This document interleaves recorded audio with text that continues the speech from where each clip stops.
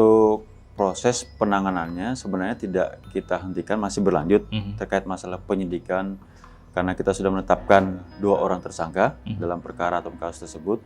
Namun dijelaskan secara pasti karena 2 kali sudah kegiatan ke dokter forensik memberikan penjelasan dan kesimpulan bahwasannya peristiwa tersebut meninggalnya almarhum Yusuf itu bukan dikarenakan tindakan kekerasan, melainkan mati tenggelam.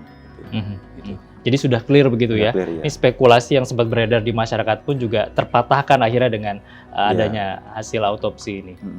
Kemarin kan sudah dijelaskan terlebih dahulu oleh forensik dari Rumah Sakit Wahab Sarani bahwa memang tidak ada tanda-tanda kekerasan.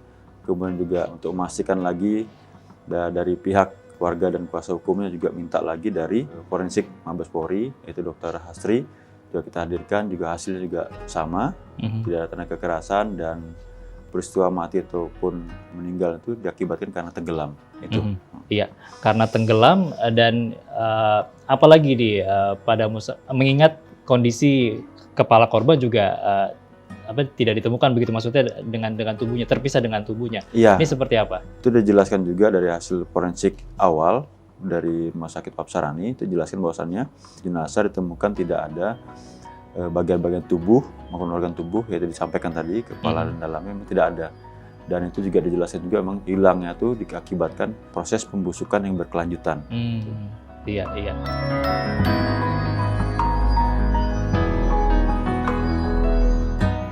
Anak rata-rata yang kita tangani di wilayah Samarinda itu rata-rata itu kenakalan sifatnya perkelahian, kemudian juga pencurian di bawah umur, dan juga kita juga tidak langsung serta-merta melakukan penegakan hukum.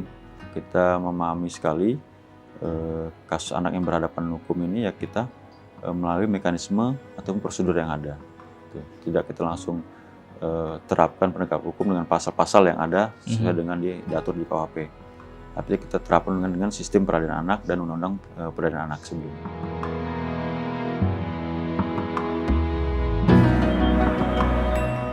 Januari sampai saat ini tingkat kriminalitas yang ada hampir sama dengan 2019. Rata-rata kebanyakan kita menerima laporan terkait masalah pencurian.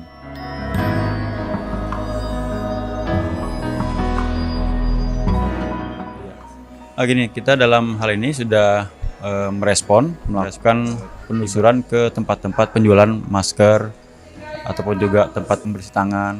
Kita melihat memang ada tempat-tempat yang penjualan masker di tempat apotek ada yang kosong, kemudian harganya juga kemarin misalkan 50 naik menjadi 100. Nah, kemarin kita langsung wawancara terhadap pemilik atau penjaganya.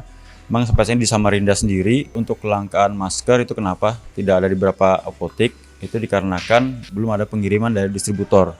Dan kemudian juga tempat-tempat lain juga masih ada. Tempat lain ada beberapa tempat toko maupun apotek yang menyediakan masker tersebut. Kemudian juga tempat yang lain kita tanyakan juga terkait masalah harganya melambung tinggi. Emang sifatnya untuk saat ini belum ada distributor yang mengirim ke mereka terkait untuk stok masker tersebut gitu. Ya, bila nanti ada temuan dari kami ataupun laporan dari masyarakat, kami akan lakukan menyelidikin siapa penyebar berita tersebut gitu. Jadi akan ditindaklanjuti. Akan kami tindak lanjutin. Maka dalam kesempatan ini kami sampaikan untuk warga Samarinda tidak perlu menyebarkan berita-berita yang tidak dapat dipertanggungjawabkan itu.